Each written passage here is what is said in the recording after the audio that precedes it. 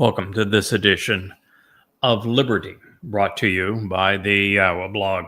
I am your host, Craig Winn.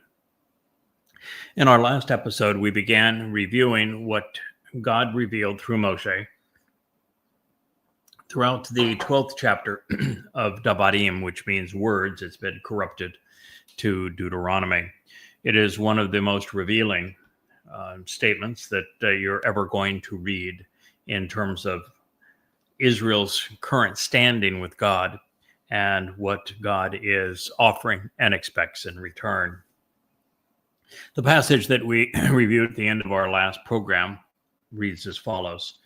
When you pass over the Yarden, that is the Jordan, which means the descent, and you settle down and remain living in the land. Now, they have crossed over the Jordan a number of times. They can't do it anymore because of course, it is a border.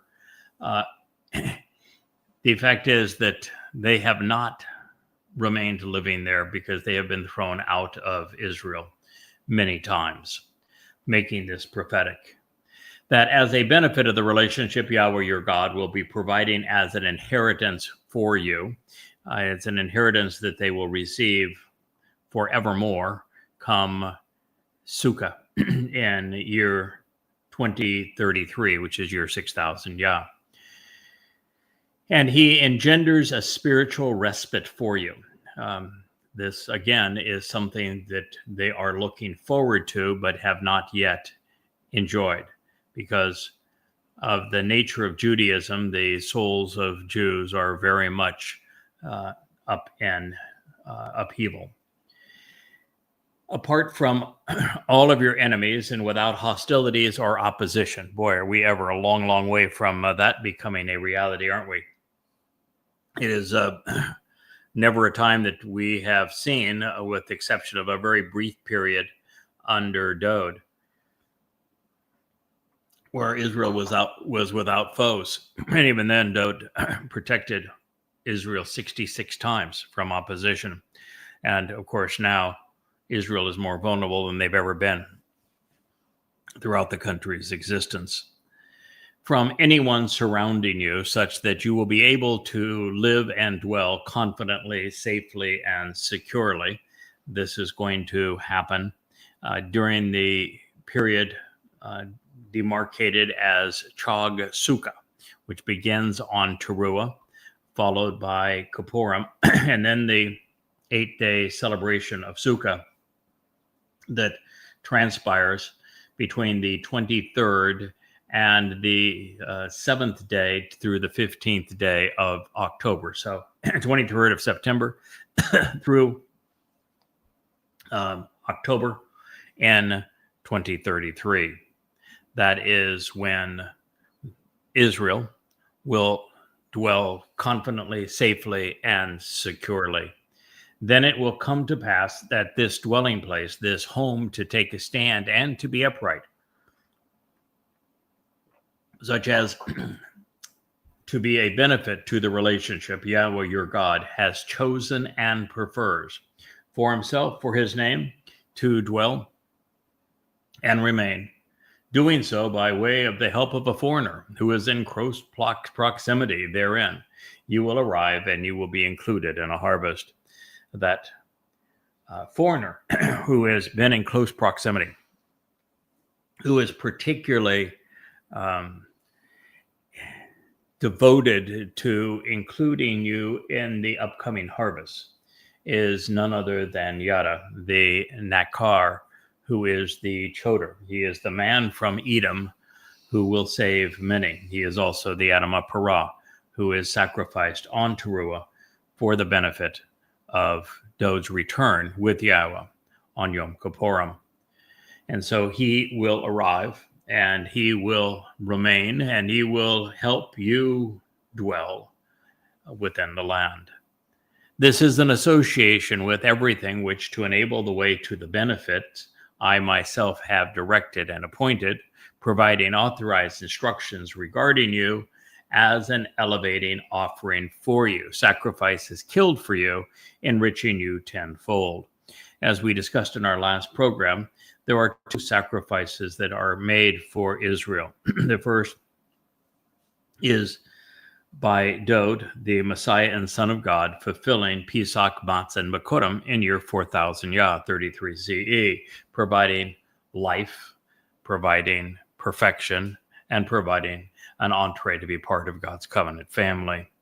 The second sacrifice that is offered for you, literally a man killed on your behalf, is on Teruah, 2,000 years after Dowd's sacrifice, and it is by his herald, Yada, who is killed also to enrich you tenfold, for the purpose of restoring this mortal remnant of Yisrael so that they can be present for Dowd's return. This gift and voluntary contribution to elevate and uplift, you can grasp hold of, you can influence its effect on you. Indeed, as the best of all possible choices, by you making a binding commitment which endures, such that you honor the conditions of this promise that you are making regarding the relationship to approach Yahowah. Dabarym 12:11. Very profoundly prophetic statement and proclamation by our God regarding Israel's past and present, as well as the nation's future.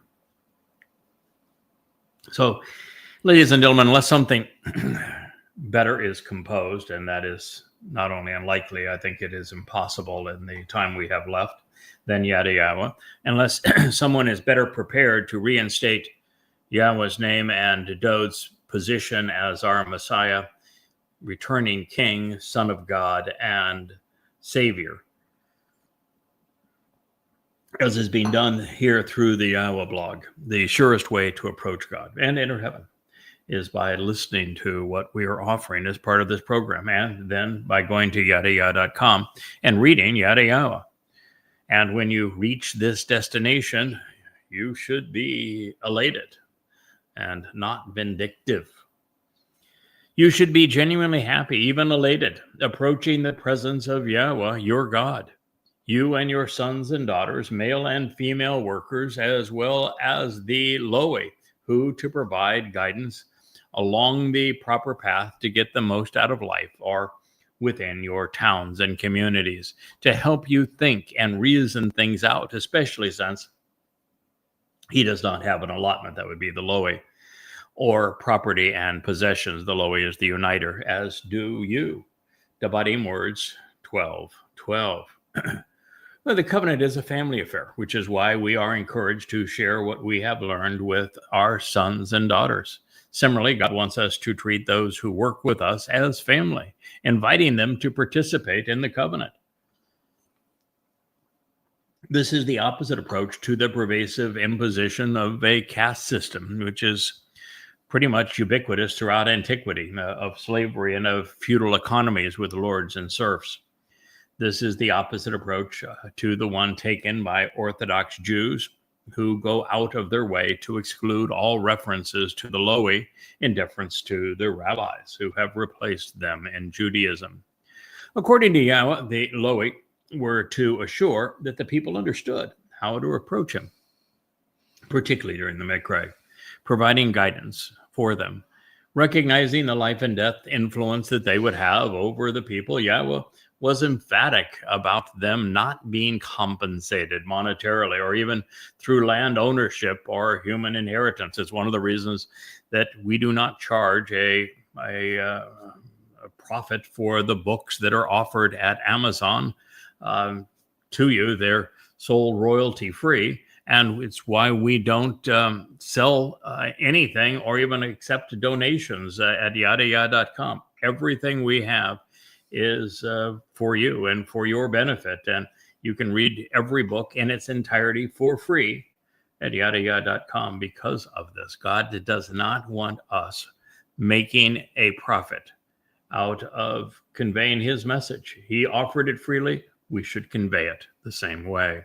Therefore, God is vehemently opposed to the notion of a paid clergy, such as in rabbis being compensated for their religious pontifications. It's little wonder they rebelliously prefer their Talmud, which they call a Torah, over Yahowah's Torah. Now, to the 5 classifications that were presented here, sons and daughters, male and female workers, and the uniters, these Loi, we find 3 additional individuals engaged during Shabuah and Sukah according to Dabarym 16. These would include a foreigner, an orphan, and a widow. Now, when we are observant, closely examining and carefully considering the text of the Torah, as we are currently doing, we understand what Yahowah is offering. Equally important, we come to appreciate what God is expecting from us in return. It is a relationship after all. You should choose to be observant. Baseline requirement, shamar. Pay attention and keep focused on your own behalf, lest you go astray and are carried away, presenting your invalid sacrifice in any place or site you view, instead of in the place, site, and home that is best for the relationship which Yahowah chooses and prefers with regard to one of your tribes, this one rod, your staff, branch, and scepter of yours. There and by that name, you will ascend and be lifted up through the offering which elevates you. And there and by that name, you should engage and act upon everything which, for the benefit of the relationship, I am instructing and directing you. Dabarym words 12:14. Wow. Well, there is no substitute for shamar. Closely examining and carefully considering the Torah, Nabiim wa Mizmor. I've been diligently observant for 24 years, 6 and 7 days a week, 10 to 14 hours a day. And yet in all of that time, I'm still learning, growing in both knowledge and understanding. It has been good for me, and it has been beneficial for you. Deprived of the 25,000 pages of amplified translations and previously unconsidered insights presented throughout the Yahowah series, this being an example of one of them. And here you can see the example of amplified translation and also commentary. That without them, less informed, more emotional, and less cerebral individuals are not only prone to going astray, such that they are carried away from God by an invalid presentation, they are drawn to view sites which are overtly counter to Yahowah's intent. And that's a serious problem. And that is why it comes up here. There is a site that is specifically called Yahowah, to know Yahowah, yahowah.com, yahowah.com. And it is there that you will find Yahowah's name reintroduced to his people, his beloved son repositioned as our Savior. And you'll find the information needed to draw near, to understand what God is offering and expecting in return. And it is the only place that has existed like this over the past 2,500 years. So it's rather important to God. And what has happened here recently is that those who are not well grounded in what God has to say and are easily seduced by those with a sinister agenda can be led away. We have found that once covenant does not mean always covenant, and that many people have written themselves out of a relationship with God. And so to avoid that, God's encouraging you to go to the place where his name was reintroduced to his people. Now, so that you don't join those who are deceiving themselves and others and find yourself excluded from the covenant, Yahowah is again directing the observant to the site that he has chosen for his name to reside. And for the past 4 years, that has been and remains Yahowah and Yahowah.com. This is where God's name was reintroduced after 25 centuries, and where his Shem is explained, where his words are now correctly presented, and this being the case for the first time in over 2 millennia. And should anyone believe that I'm being presumptuous, may I remind the opposition that over almost all of this vast chasm of time, Yahweh's name has appeared nowhere else. Yahowah has not spoken or written anywhere in Israel. You won't find Yahweh's name anywhere in Israel, nor has it been there for millennia. It is not found in Bible translations or in the Talmud. And even those whose were introduced to it, who were made available to knowing God's name online, who were aware that it had been published and promoted, when they chose to speak for their non-existent spirit mother, we found that they changed Yahweh's name straight away, all to accommodate their goddess. He became schizophrenic and was given maternal characteristics when 100% of the time that he is referenced in his own testimony, he is masculine, singular, and always a father. But that didn't suit the mother goddesses. Now, to Shem or not to Sem is the ultimate question. Ha-Shems matter to Yahowah, especially his own, which is why he introduced it, why he explained it to us in his Torah guidance. Similarly, he cares passionately about the one he ascribed to this first family, Yahudah, beloved of Yah, because it is a compound of his name and that of his son, Dowd. So we should all seek to be received and loved similarly. And indeed, when we become part of the covenant, we bear Yahweh's name, making us beloved as well. Our Heavenly Father has chosen and he prefers Echad, one, Shevet, above all others. But what is that Shevet? And why was it plural when Echad is singular? Is it the tribe of Yehuda, the staff of Moshe, the scepter of Dowd, the rod of Yada, of the branches off the trees of the knowledge of good and evil and of lives? Or is it all of these symbols pursuant to our relationship with Yahowah?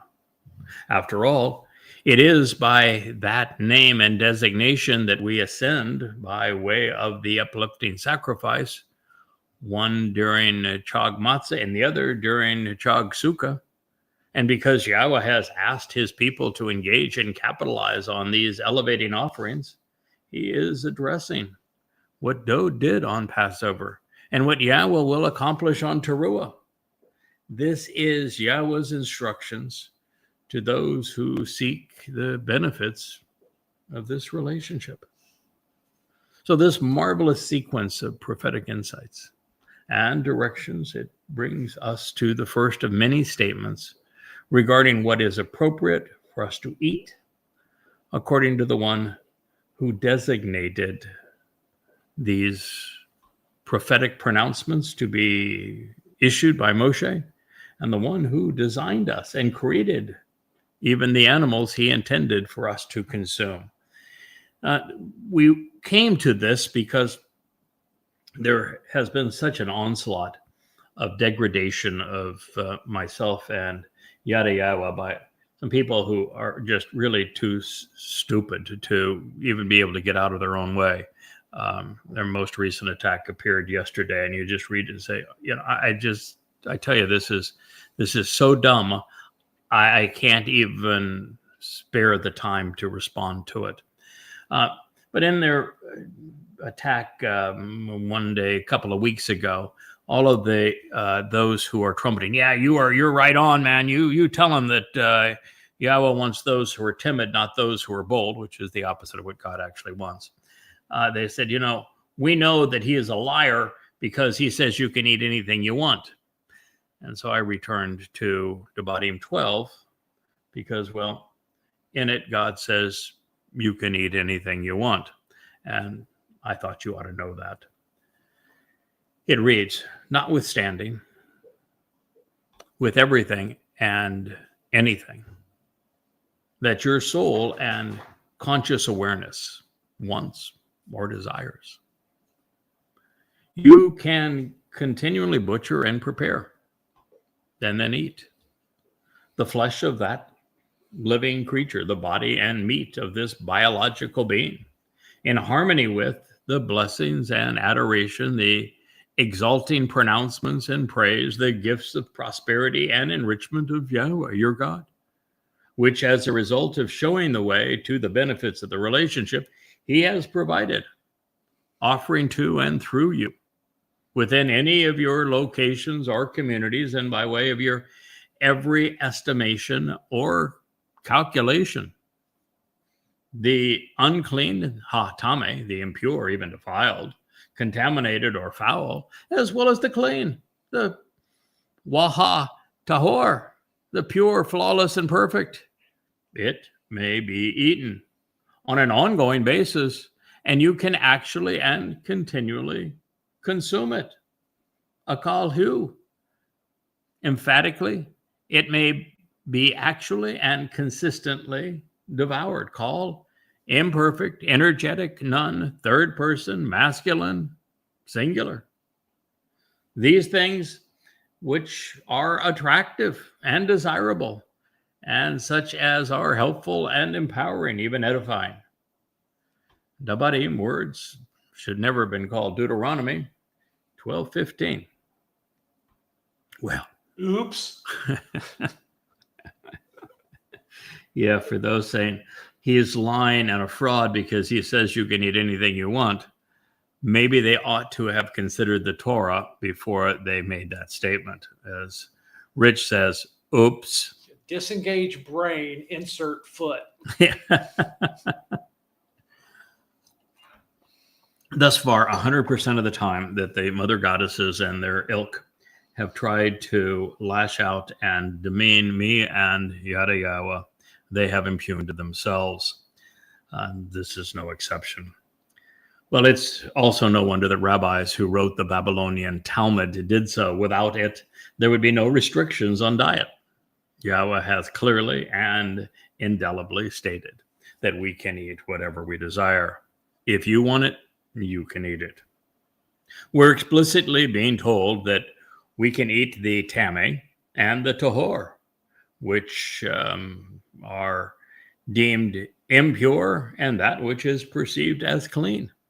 As a result, the Torah's presentation in Dabarym 14 regarding what is good for us to eat and what is not healthy should be considered dietary advice as prescriptions for healthy living. They are not rules to be obeyed, as in kosher laws, not even close. There are those who say that a sabi is a gazelle and a ya'al would be a deer, but there is nothing really to substantiate either claim. Based upon their verbal roots and consistent with the implications of God's statement, it's clear that sabi addresses that which is considered attractive and desirable, and ayel pertains to that which is edifying and empowering. In this particular statement, kol was used twice. One's to say that you can eat anything you want, and the other to convey that you can consume it anywhere you want to do so. Nephesh was chosen to differentiate between bashar, body, and soul. That is to say that the bashar meat we eat has no effect on our nephesh. Our souls are independent of our physical bodies. And in the next life, all that matters is our nephesh, because our bodies are discarded. Therefore, that which you consume for the body that is being discarded has no influence of any kind on your nephesh soul.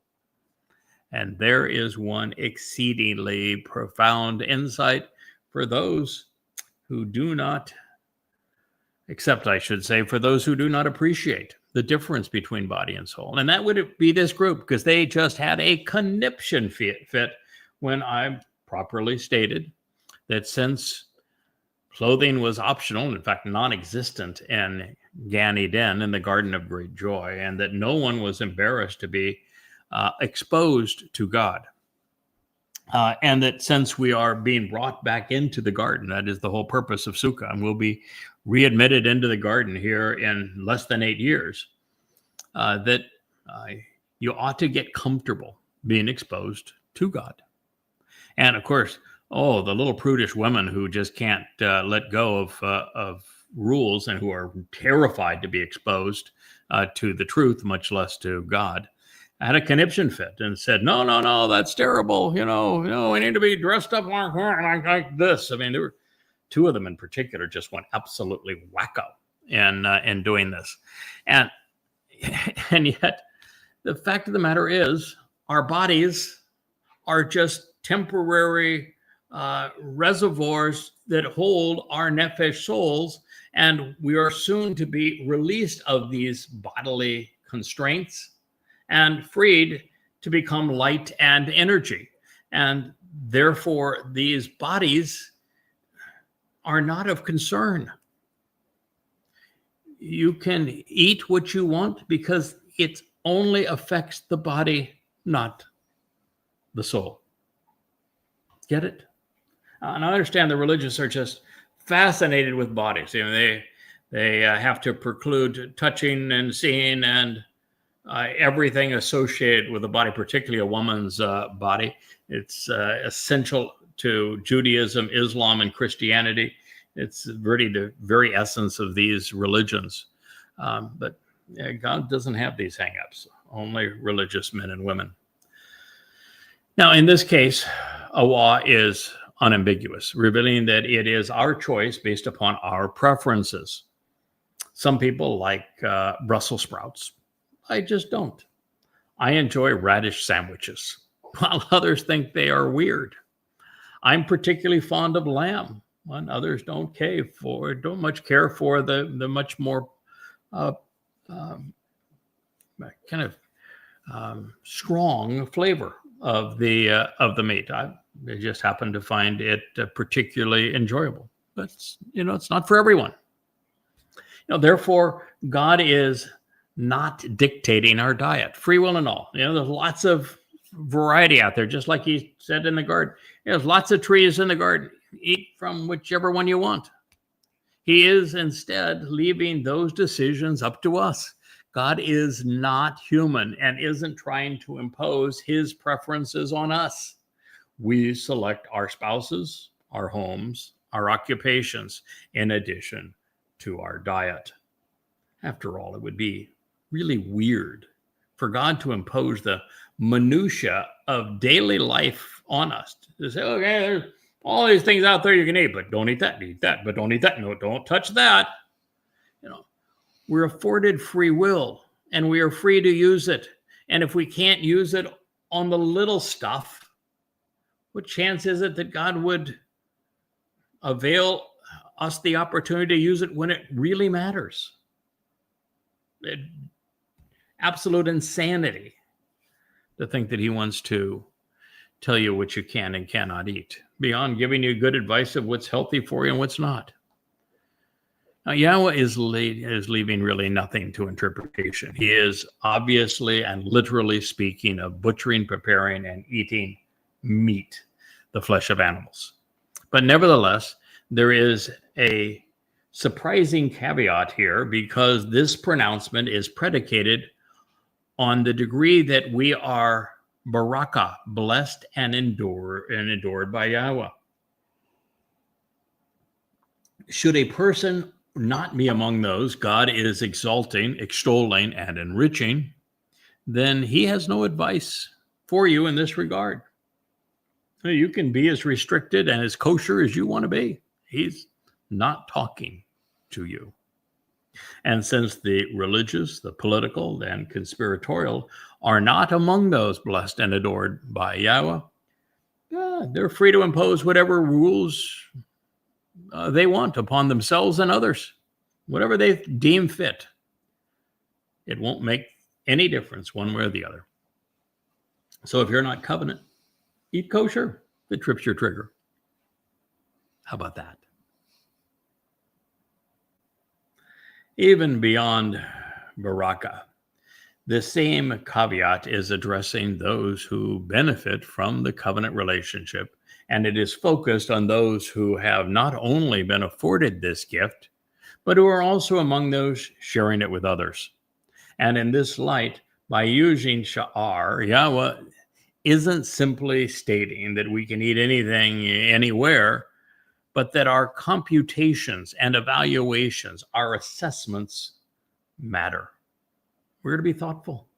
We are being trusted to make informed and rational decisions. Imagine that. And then share our conclusions regarding the liberty afforded to the covenant family. Boy, is that not also a metaphor for everything that is contained within Yada Yahowah, for everything that is spoken as part of this program? God is entrusting us to make informed and rational decisions, and then share our conclusions regarding the tremendous liberty that he has afforded to his covenant family. He wants us to be thoughtful, to evaluate things, to assess the truth and essence of a matter.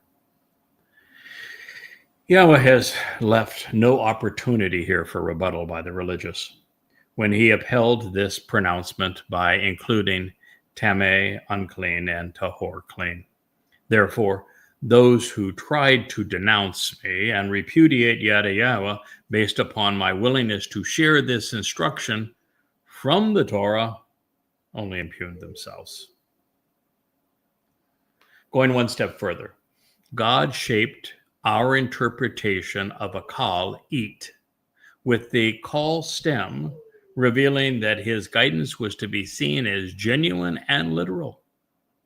The imperfect conjugation affirms that our consumption of tameh and tahor could be unremitting, without end. And with the energetic nun, he was emphasizing this point, adding an exclamation point. If you like it, eat it. If you find it nourishing, consume it. If you don't, that's your choice. God trusts us to make intelligent decisions. There is, however, an absolute moratorium, and we're going to learn why this moratorium exists as we continue through Dabarym words in the 12th chapter. This happens to be 12:16. The only exclusion is that you should not consume blood, pour it out upon the earth as if it were water. Now, this statement, of course, damns the Roman Catholic Eucharist and the Protestant communion, where priests and pastors moronically claim that they turn grape juice into the blood of Jesus. While it was consumed for the remission of sin, in reality, it is sin. Further, this is further proof that the book of Ezekiel is satanic because it advocates drinking blood, further affirming my conclusions.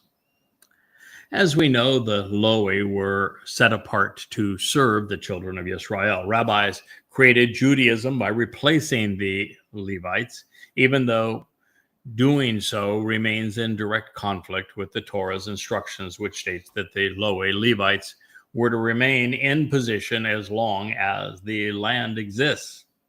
And yet, ever the hypocrites, rabbis claim divine authorization for their kosher laws, while God, in the midst of countering them, states that rabbis are actually illegitimate. If you know the truth, you do not practice Judaism, nor Christianity. Be observant so that you do not neglect or abandon the lowly. Oops, then there can be no rabbis, can there? Oops.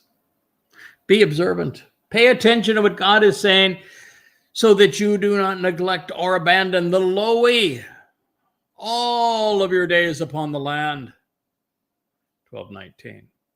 Now, once again, God wants us to know that we can eat whatever we want, wherever we want. So after denouncing the notion that there was a rabbi, and these moronic rabbis actually would go as far as to call Moshe, who was a lowly, a rabbi. That's how disingenuous they are. They're so disgusting, they call their Talmud Torah.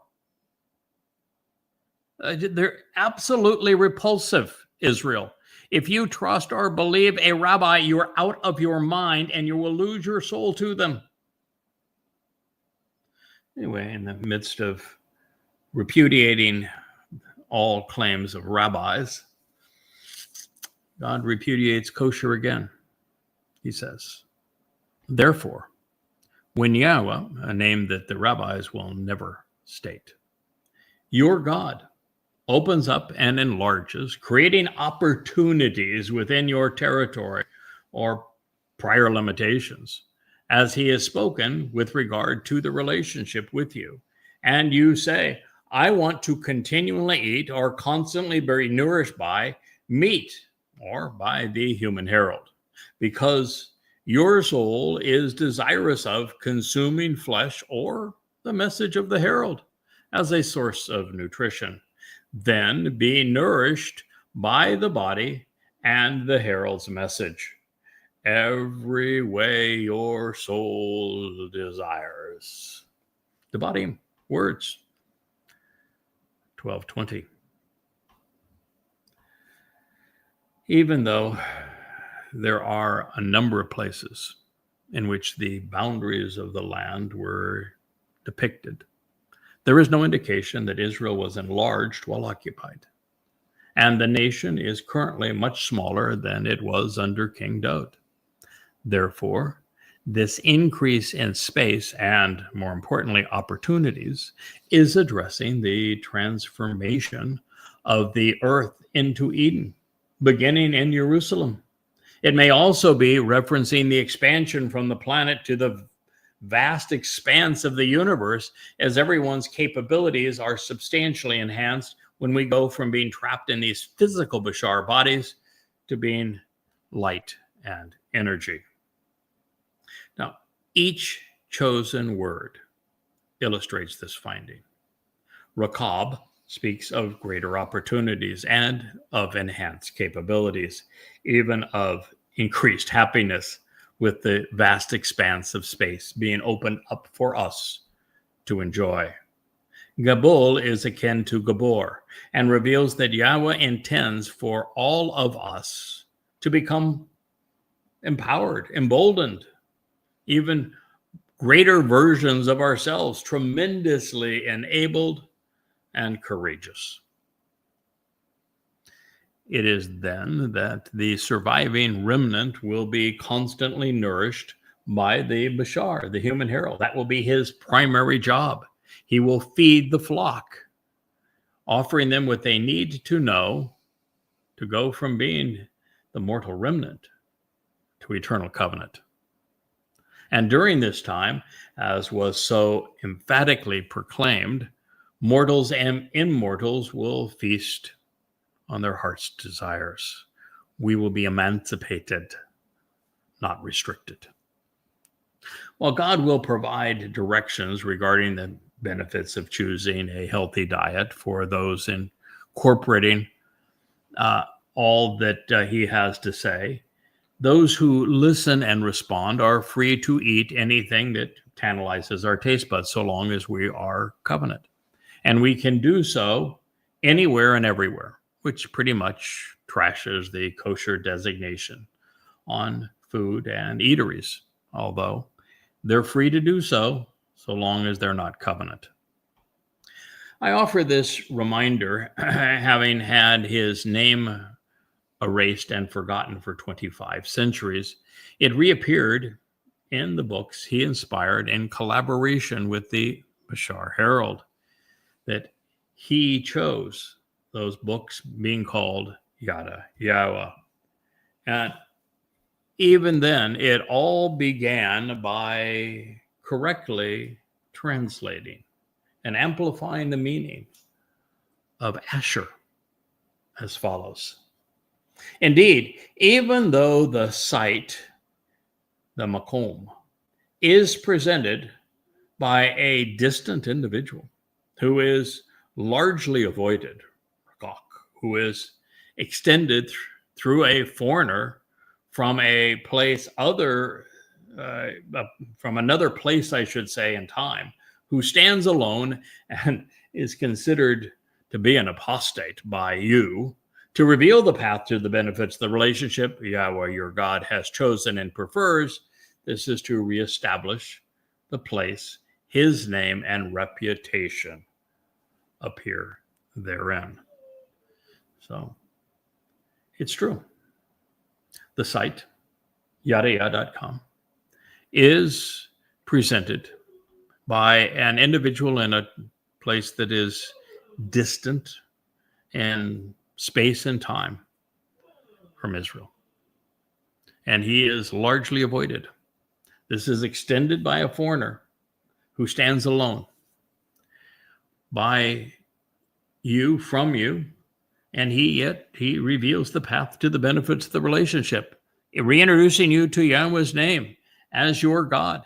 And it's the place that Yahweh has chosen and prefers. He has selected and desires to reestablish and place his name and reputation there.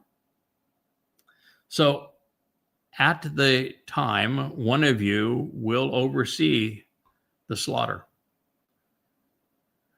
At that time, one of you will be responsible for butchering and preparing the sacrifice. This being of your Bakar, the observant bull, who heralds previously unknown insights for you. In addition to Sion, the lamb, who emerges from your flock, who, to provide the benefits of the relationship Yahweh has actually provided and given at this moment to you in a manner that is consistent with and according to what I have instructed and constituted for you. Therefore, you can eat and be nourished within your enclosed and protected, considered and contemplated community by whatever your soul wants and desires. Wow. That's highly cerebral. God is saying, I'm going to tell you what's really good for you. Then it's up to you. Choose what you want. You can make this about what I'm truly offering you or about what you want. It's Dabarym words, Deuteronomy 12:21. Let's think about this now. Indeed, even though the site, yahowah.com, the books entitled Yahowah, is largely avoided, even though it is extended through a foreigner coming from another place and time.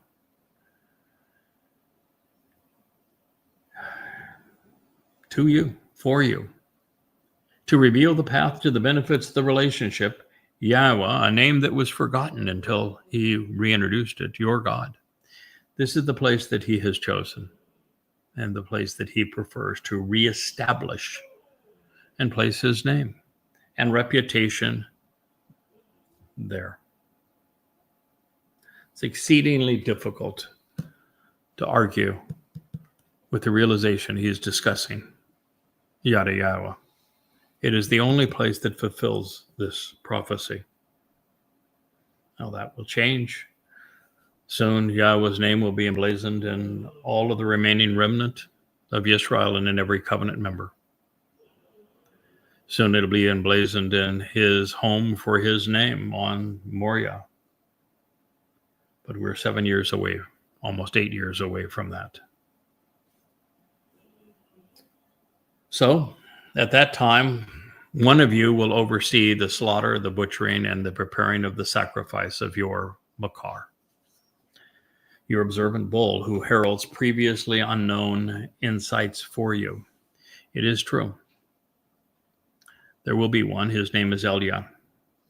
He has done this previously. His single most important and famous act was to oversee the slaughter, butchering, and preparation of the sacrifice of a bull when renouncing the religiosity and the politics of Israel 2,888 years prior to this reenactment, when it all counts. And it is true that the Bakar is an observant bull. He is one who heralds previously unknown insights on your behalf. He is one who prefers early mornings and whose sacrifice will occur before the midday. He is there for you to seek, to consider, and reflect upon all that God has had to share. But he would be nothing without the addition of the Sion, the lamb from your flock, who Yahweh used to provide the benefits of the relationship, to fulfill and offer the benefits of the covenant. And he is the one who has been Nathan. He is the son who is given to you in a manner that is consistent with and according to everything God has said and directed on our behalf. His name is David. He's the one who served as the Passover lamb. There is a symbiotic relationship between the lamb and the bull, between the Bereth covenant and the Mikre invitations to meet, between Yahweh and his people, particularly those who avail themselves of the sacrifice of these two men. One will bring you into the covenant, one will have you prepared to be among that mortal remnant who re-enter the garden. So when God's talking about what you should be nourished by, he interjects to say, I'm going to give you an example of something that I think is exceedingly important to you. And he's spoken of the sacrifice of the observant bull and the lamb from the flock. Therefore, he says, you can eat and be nourished within your enclosed and protected, considered and contemplated community. This too is symbolic. You see, Gan means a protected and enclosed garden. And Sukah is from Sukah, which speaks of being enclosed and protected. If you want to be part of that community that re-enters Gan Eden on Sukah in year 6,000 Yah, 2033. Now you know that you need to rely and be nourished by, rely upon and be nourished by the observant bull and the lamb from the flock. It's amazing how profound, enlightening, beneficial, caring, instructive the Torah teaching of our God becomes when you take the time to examine each word and cherish it. Well, as I have stated, and it bears repeating, Yahowah.com was the first site to reintroduce and properly explain the pronunciation of Yahweh Shem, his name. first to do it in over 2 millennia, placing Yahowah prominently on the covers of 35 volumes. And yet, even after having revealed the most important name in the universe, Rakak, this individual from another place and time, from this revelation, has been largely ignored by God's people. The Nakar observant foreigner's quest to know Yahowah and to reveal the path to the benefits of the relationship he is offering. It began by translating Asher within the beloved prophecy presented within 2 Samuel 7, having done so 24 years ago. This approach that Yahowah has instructed has been his preference. It's what he prefers. And he did this so to Shim, Sham, to reestablish an awareness of his name and to place it there for this purpose. Shim, Sham, to reestablish an awareness of his name and to place it there to accomplish his purpose.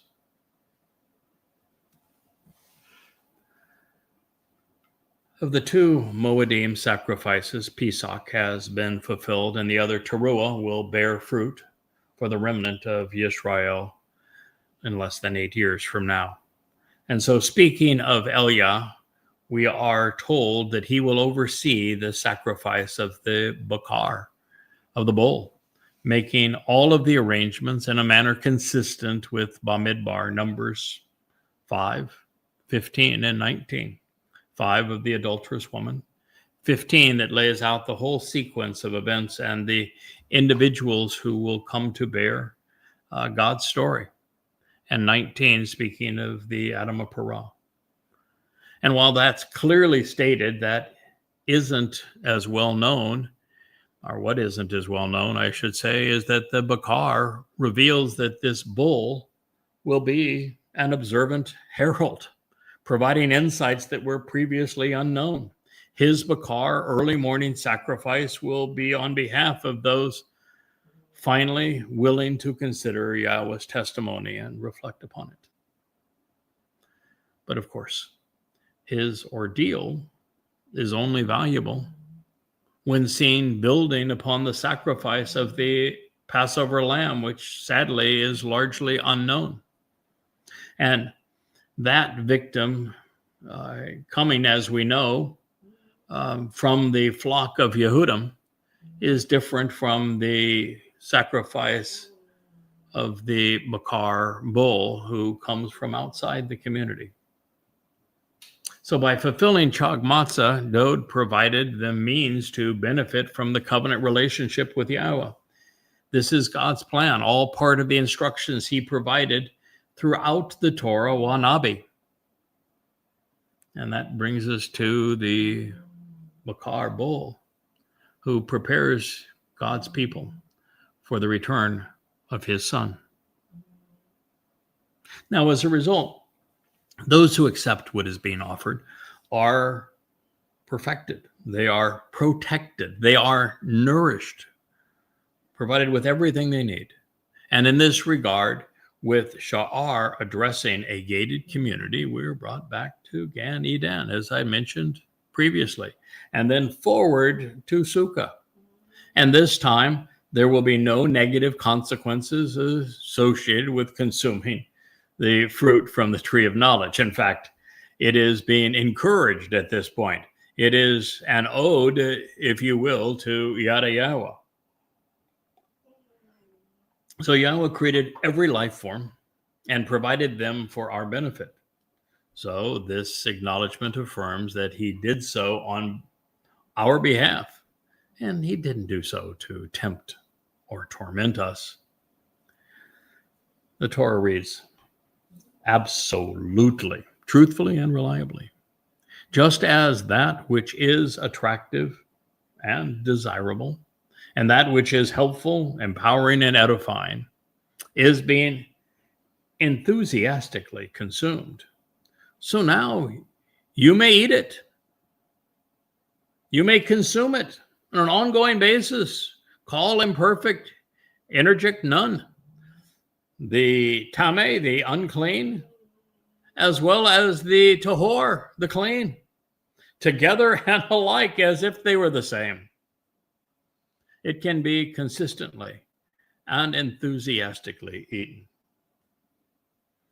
Dabarym words, 12:22. Okay, I told you what I was going to tell you. I told you what I was here to tell you. And then I reminded you what I had told you so that you remember that I had told you I was going to tell you that this is what I was telling you so that you remember this is what I told you.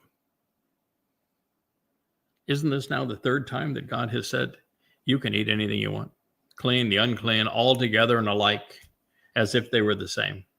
Do so consistently, do so enthusiastically, whatever it is.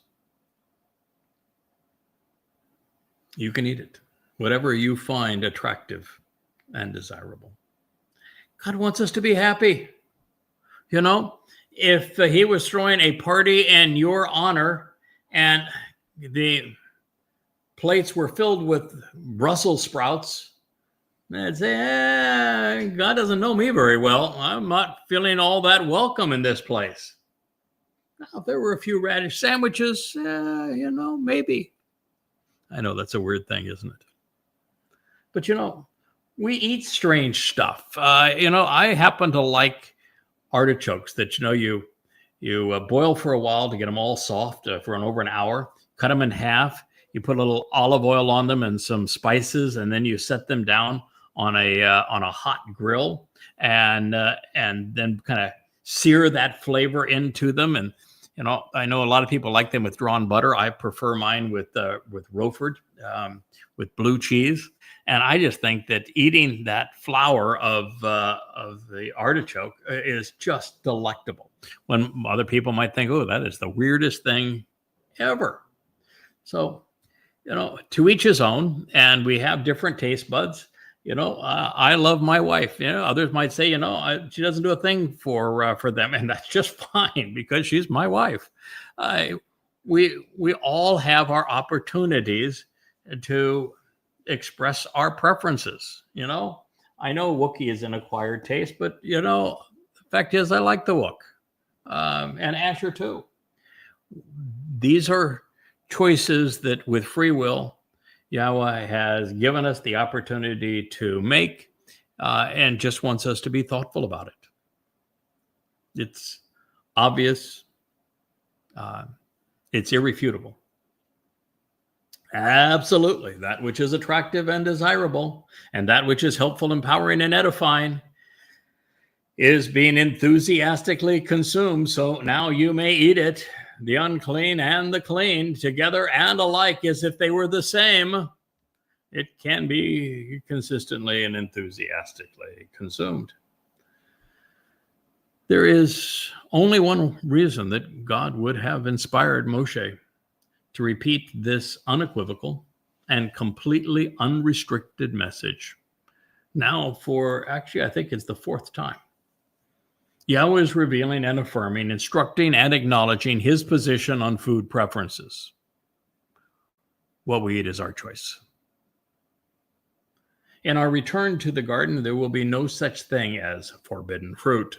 It didn't exist then, and now the only thing that has changed is there will be an even more dazzling array of delightful options available to us. Yahowah's instructions are clear. Only the mind of the religious are muddled. And as always, while Yahowah is an advocate of free will and of liberty, other men and women seek to control. There are no restrictions beyond consuming blood. If a meal looks good, attractive, appears desirable, is nourishing, eat it. Doing so enthusiastically, without reservation.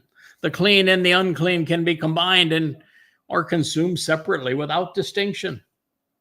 And this means that the kosher nonsense on separating meat and dairy is moronic.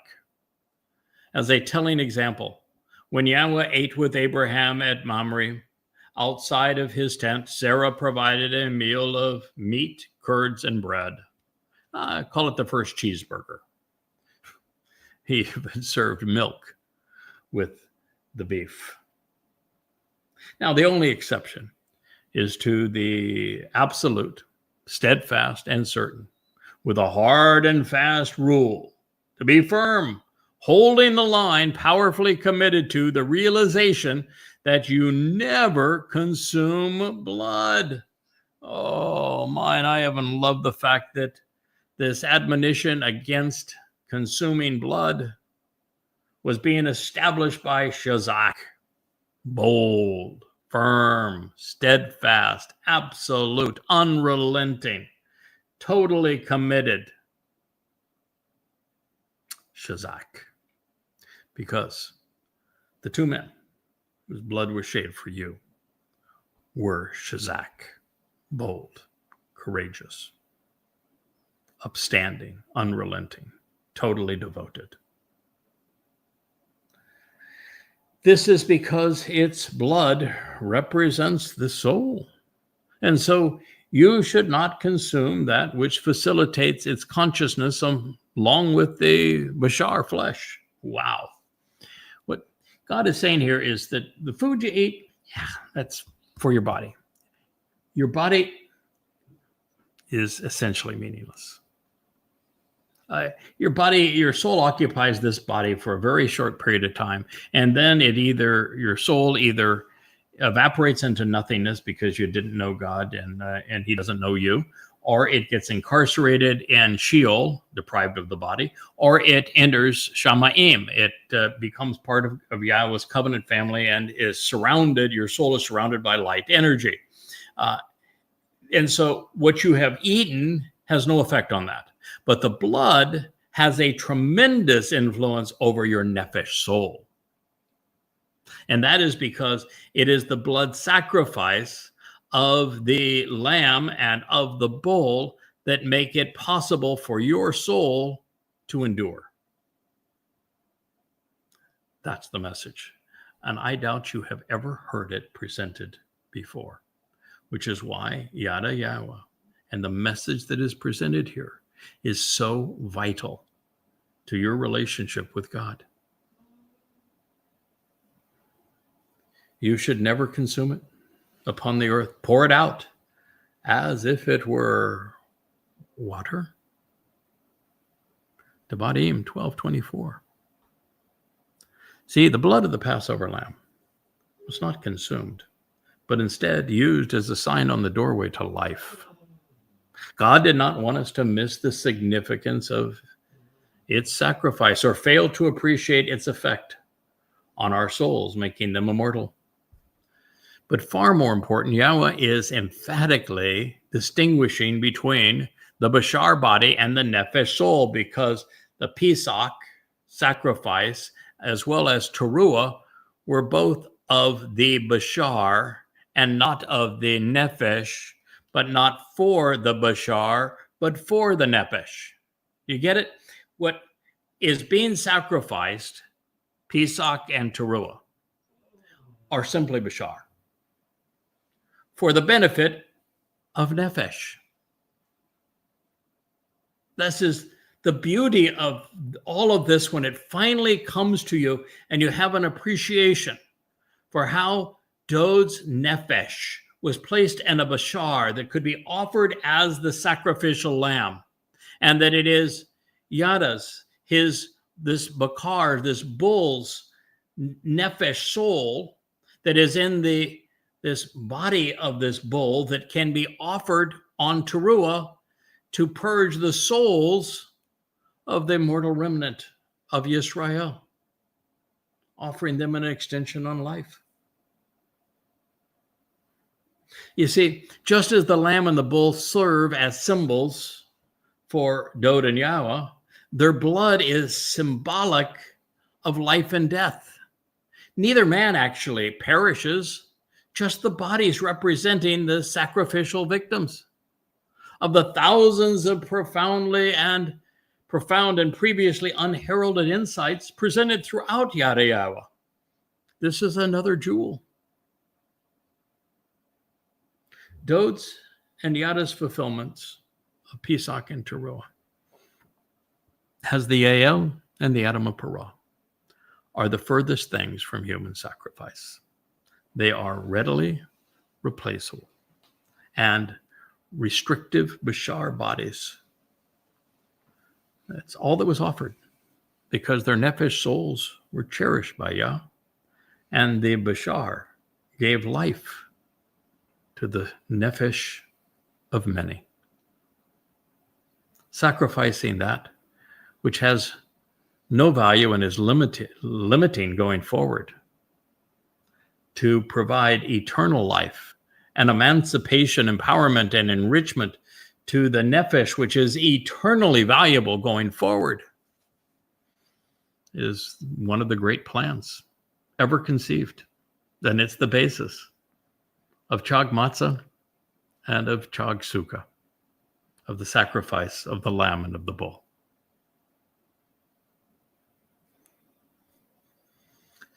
Similarly, the blood on the doorpost and the wine as part of the festival feasts, they're symbolic of offering one's life for many. Such is the story reflected by the king's Bashar herald. And of course, with the second iteration of this admonition never to drink blood, God has killed two religious myths. The Eucharist is wrong, and so is the book of Ezekiel that is so cherished by the rabbis. I would also like to suggest that just as Dowd's blood, as the Passover lamb, poured out of his wounds and upon the ground of Moriah 2,000 years ago, soon it will be Yada's blood that will run off of Moriah as a cleansing balm during Teruah. One brought life, the other purification. And in the case of the Bakar, this observant bull, this Obed Edom, this man doing the work and coming out of Edom, his blood will be mixed with water that Yahowah will release from inside the Temple Mount to wash away the residual guilt from the souls, the Nephesh, of the remnant of Yisrael. I think this is a marvelous place for us to pause and reflect on all that we have learned. We will continue through the end of this magnificent teaching from Yahowah's Torah as we resume this episode of Liberty tomorrow. Thank you so much for listening.